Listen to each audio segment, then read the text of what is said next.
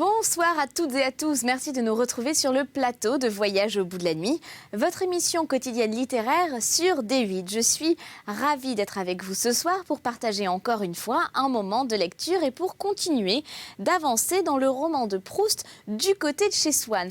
Alors, on s'arrête 2 secondes. Si vous avez manqué les émissions précédentes, je vous invite fortement à aller la revoir, à aller les revoir. Pourquoi? Mais surtout celle d'avant, parce que nous venons de passer le célèbre passage de la Madeleine de Proust. Et vraiment, c'est un classique à entendre et à réentendre et pourquoi pas à partager. Donc je vous invite à aller voir les replays sur le site internet de la chaîne, rubrique Voyage au bout de la nuit. Et vous avez un petit hashtag pour l'émission, c'est le hashtag VBN qui s'affiche juste ici en bas de votre écran. Puisque cette émission est aussi la vôtre, eh bien n'hésitez pas à l'utiliser et à parler de nous sur les réseaux sociaux et à partager si vous avez aimé, bien entendu. Si vous n'aimez pas, zappez tout de suite.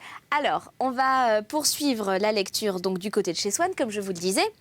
Nous avons passé le célèbre épisode de la Madeleine et nous sommes dans le 2e chapitre, toujours dans la partie Combray, mais au 2e chapitre, et nous abordons un sujet, c'est le sujet un petit peu délicat de la tante du narrateur, qui est une dame assez spéciale et qui refuse complètement de sortir de sa chambre. Elle a occupé tous les tâches d'une maison et puis elle reste, elle ne veut pas sortir de sa chambre. Et puis c'est toutes les personnes qui passent et qui viennent lui rendre visite. Et puis on a aussi Françoise qui est là pour s'occuper d'elle. Je ne vous en dis pas plus et je me replonge tout de suite dans la lecture. C'est parti, très bon voyage à vous.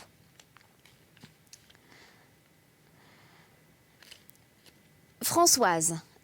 Imaginez-vous que Madame Goupil ait passé plus d'1 quart d'heure en retard pour aller chercher sa sœur. Pour peu qu'elle s'attarde sur son chemin, cela ne me surprendrait point qu'elle arrive après l'élévation.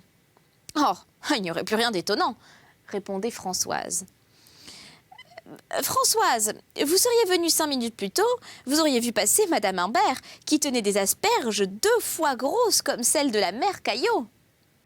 Tâchez donc de savoir par sa bonne où elle les a eues.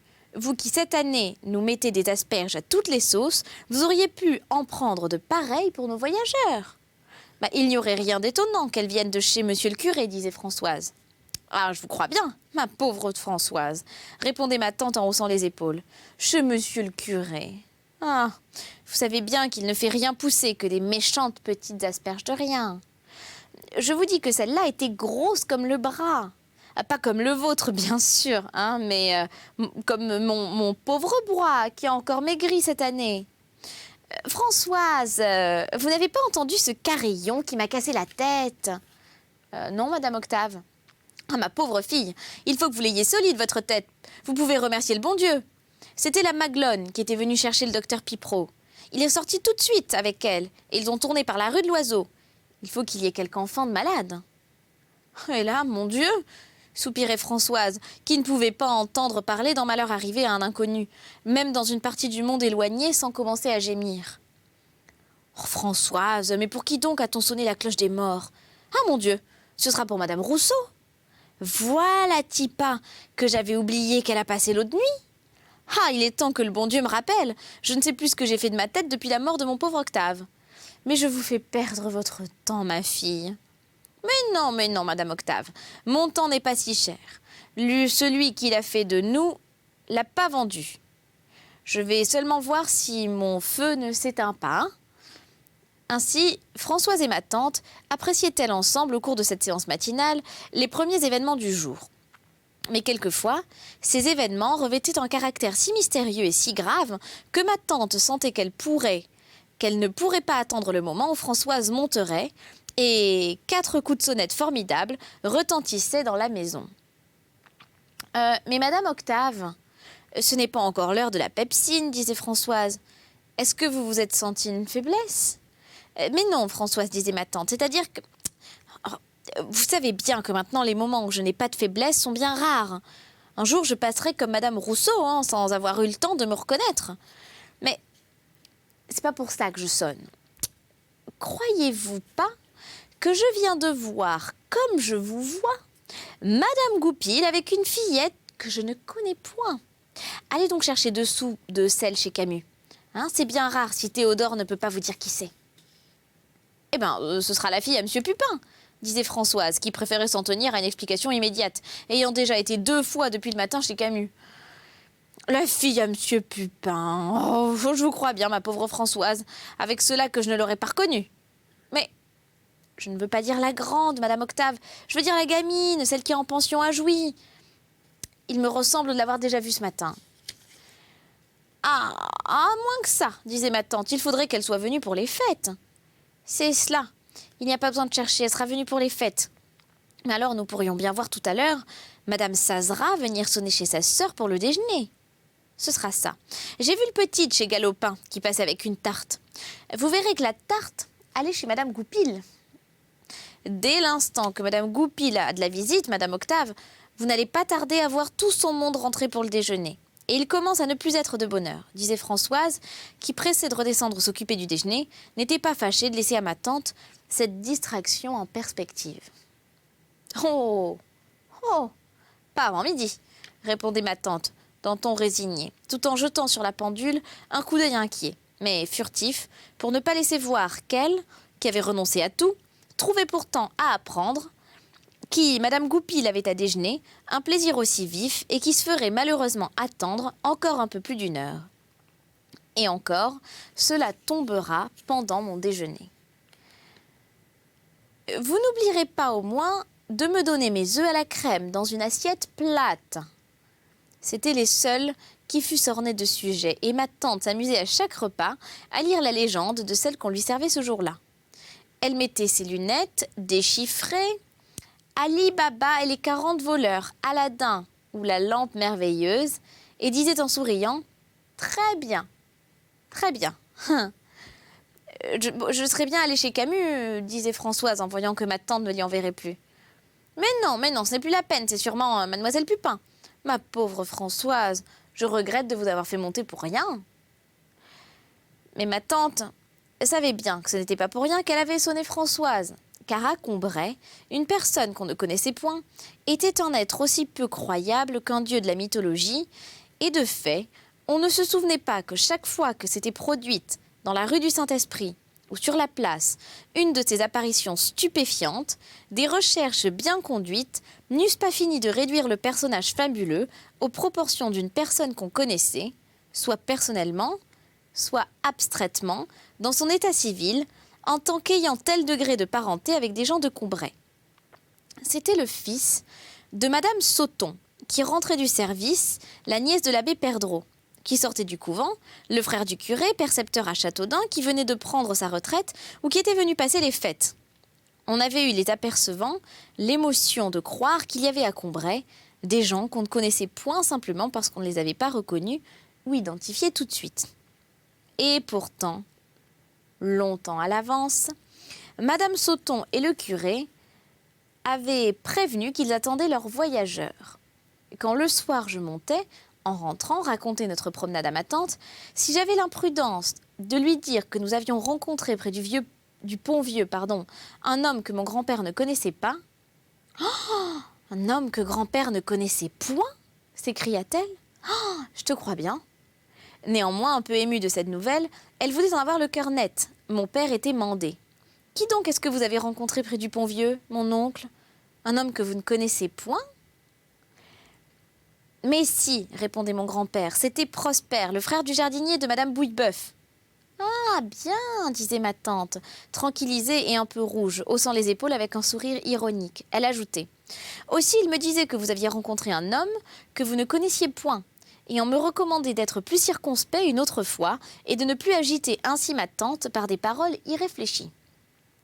On connaissait tellement bien tout le monde à Combray, bêtes et gens, que si ma tante avait vu par hasard passer un chien, qu'elle ne connaissait point, elle ne cessait d'y penser et de consacrer à ce fait incompréhensible ses talents d'induction et ses heures de liberté.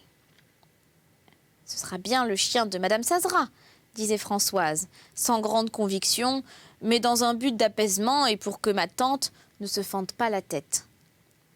Comme si je ne connaissais pas le chien de Madame Sazera, répondait ma tante, et dont l'esprit critique n'admettait pas si facilement un fait. Ah, eh bien, ce sera le nouveau chien de Monsieur Galopin, rapporté de Lisieux. Ah, à moins de ça. Il paraît que c'est une bête bien affable, ajoutait Françoise, qui tenait le renseignement de Théodore. Spirituelle comme une personne, toujours de bonne humeur, toujours aimable, toujours quelque chose de gracieux. C'est rare qu'une bête qui n'a que cet âge-là soit déjà si galante. Madame Octave, il va falloir que je vous quitte. Je n'ai pas le temps de m'amuser, voilà bientôt 10 heures. Mon fourneau n'est pas seulement éclairé et j'ai encore à plumer mes asperges. Comment, Françoise, encore des asperges? Mais c'est une vraie maladie d'asperges que vous avez cette année. Vous allez fatiguer nos Parisiens. Mais non, Madame Octave. Ils aiment bien ça, ils rentreront de l'église avec de l'appétit et vous verrez qu'ils ne les mangeront pas avec le dos de la cuillère. Mais à l'époque, à l'église, ils doivent y être déjà. Vous ferez bien de ne pas perdre de temps. Allez surveiller le déjeuner. Pendant que ma tante devisait ainsi avec Françoise, j'accompagnais mes parents à la messe. Que je l'aimais, que je la revoyais bien, notre église. Son vieux porche par lequel nous entrions, noir, grelet comme une écumoire, était dévié et profondément creusé aux angles. Comme si le doux effleurement des mantes des paysannes entrait à l'église et de leurs doigts timides, prenant de l'eau bénite, pouvaient, répéter pendant des siècles, acquérir une force destructive, infléchir la pierre et l'entailler de sillon comme en trace la roue des carrioles dans la borne contre laquelle elle bute tous les jours. Ces pierres tombales, sous lesquelles la noble poussière des abbés de Combray, enterrée là, faisait au cœur comme un paysage spirituel, n'étaient plus elles-mêmes de la matière inerte et dure, car le temps les avait rendues douces et fait couler comme du miel hors des limites de leur propre écarissure, qu'ici, elles avaient dépassé un flot blond, entraînant à la dérive une majuscule gothique en fleurs, noyant les violettes blanches du marbre, et en deçà desquelles, ailleurs, elles s'étaient résorbées, contractant encore l'elliptique inscription latine, introduisant un caprice de plus dans la disposition de ces caractères abrégés, rapprochant deux lettres d'un mot dont les autres avaient été démesurément distendus, ces vitraux ne chatoyaient jamais tant que les jours où le soleil se montrait peu, de sorte que, fit-il gris dehors, on était sûr qu'il ferait beau dans l'église. Deux tapisseries de haute lice représentaient le couronnement d'Esther, auquel leur couleur, en fondant, avait ajouté une expression, un relief, un éclairage, un peu de rose flottait aux lèvres d'Esther, au-delà du dessin de leur contour. Le jaune de sa robe s'étalait si onctueusement, si grassement, qu'elle en prenait une sorte de consistance et s'enlevait vivement sur l'atmosphère refoulée. Et la verdure des arbres restait vive dans les parties basses du panneau de soie et de laine, mais ayant passé dans le haut, faisait se détacher en plus pâle, au-dessus des troncs foncés, les hautes branches jaunissantes, dorées, et comme à demi effacées par la brusque et oblique illumination d'un soleil invisible. Tout cela et plus encore les objets précieux venus à l'église du personnage, qui étaient pour moi presque des personnages de légende. Eh bien, à cause de quoi je m'avançais dans l'église, quand nous gagnions nos chaises, comme dans une vallée visitée des fées, où le paysan s'émerveille de voir dans un rocher, dans un arbre, dans une mare, la trace palpable de leur passage surnaturel, tout cela faisait d'elle pour moi quelque chose d'entièrement différent du reste de la ville. Un édifice occupant, si l'on peut dire, un espace à 4 dimensions. La quatrième étant celle du temps, déployant à travers les siècles son vaisseau, qui, de travée en travée, de chapelle en chapelle, semblait vaincre et franchir non pas seulement quelques mètres, mais des époques successives, d'où il sortait victorieux. Dérobant le rude et farouche XIe siècle dans l'épaisseur de ses murs, d'où il n'apparaissait avec ses lourds cintres bouchés et aveuglés de grossiers moellons, que par la profonde entaille, que creusait près du porche l'escalier du clocher, et même là, dissimulé par les gracieuses arcades gothiques qui se pressaient coquettement devant lui comme de plus grandes sœurs, pour le cacher aux étrangers, se place en souriant devant un jeune frère rustre, grognon et mal vêtu. On reconnaissait le clocher de Saint-Hilaire de bien loin, inscrivant sa figure inoubliable à l'horizon où Combray n'apparaissait pas encore.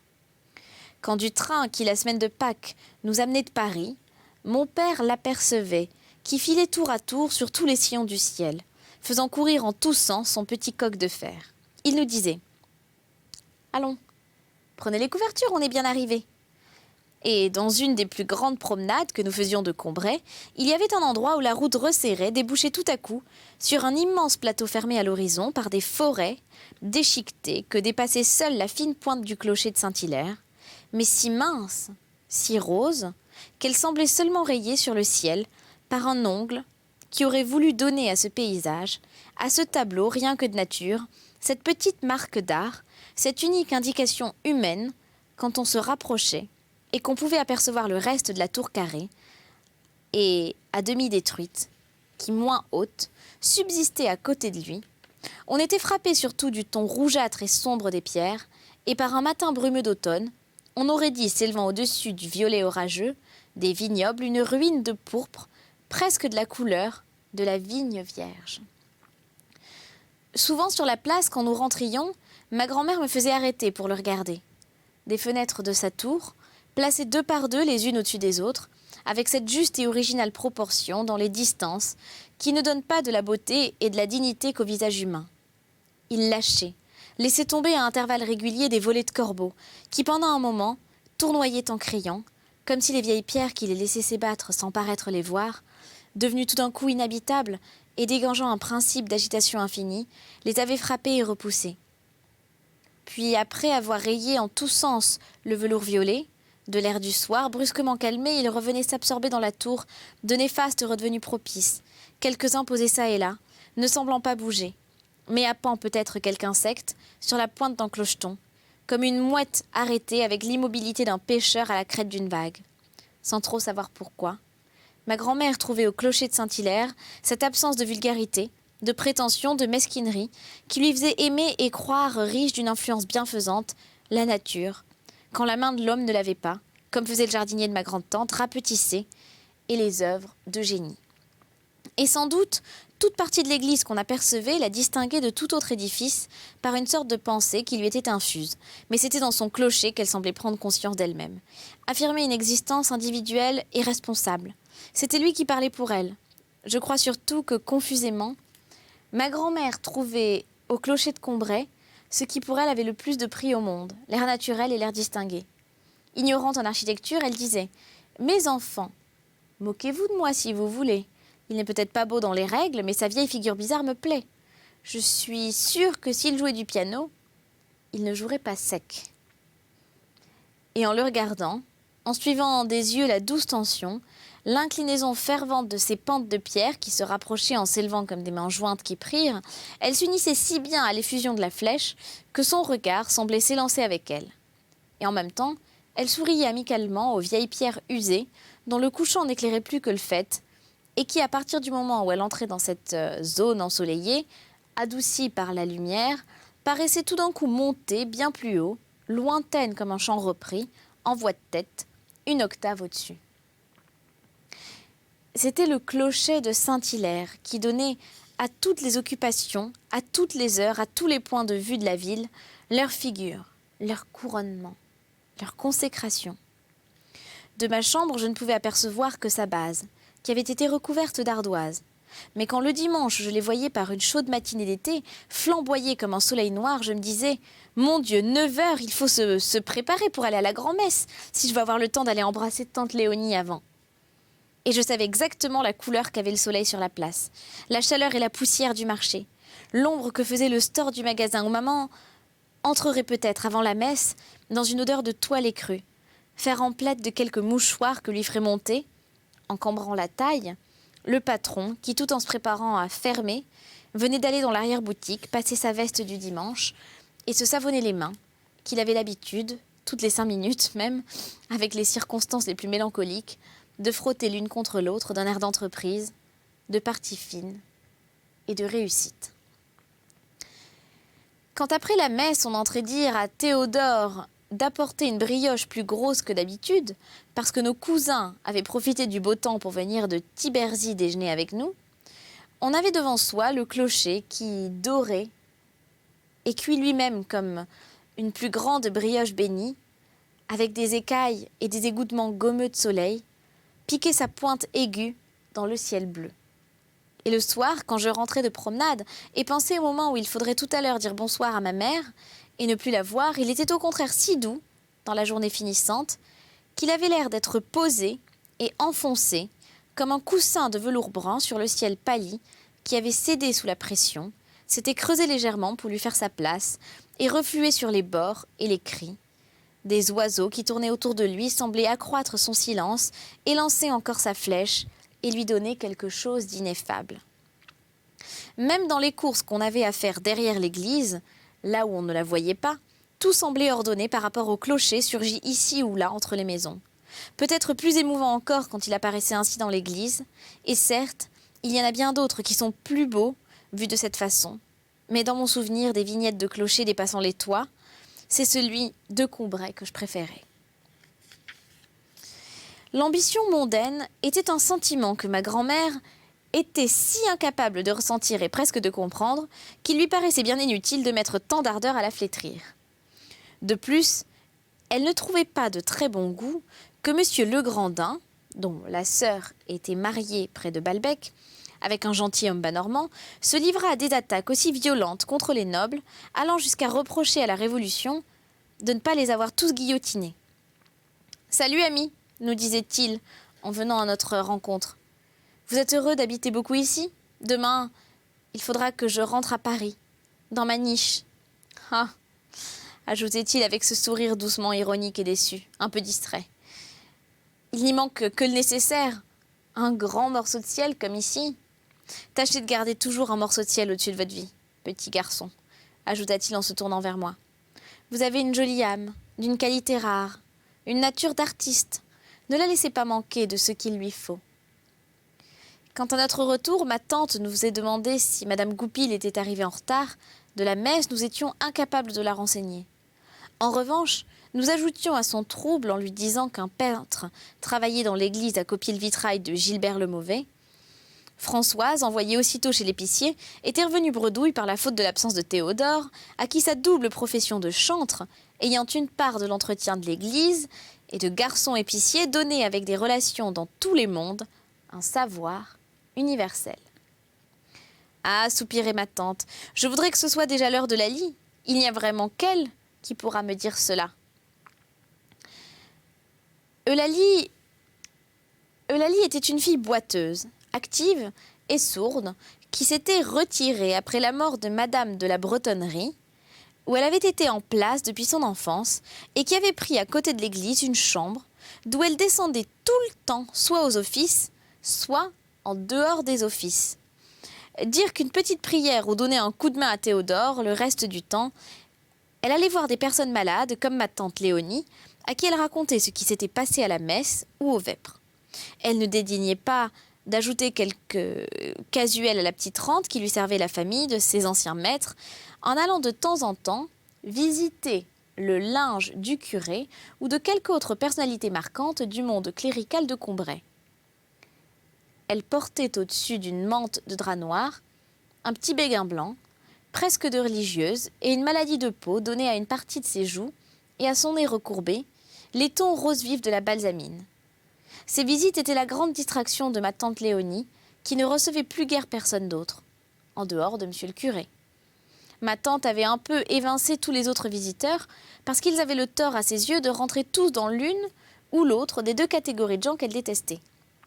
Les uns, les pires et dont elle s'était débarrassée les premiers, étaient ceux qui lui conseillaient de ne pas s'écouter et professer, fût-ce négativement, et en ne la manifestant que par certains silences de désapprobation ou par certains sourires de doute. La doctrine subversive d'une petite promenade au soleil et un bon beefsteak saignant lui ferait plus de bien que son lit et ses médecines. Et je vais m'arrêter là pour cette émission. C'est déjà la fin de cette lecture. On se retrouve très très bientôt pour un nouveau voyage, vous le savez, jusqu'au bout de la nuit. À très bientôt sur D8, ne zappez pas, on se retrouve très vite. Ciao!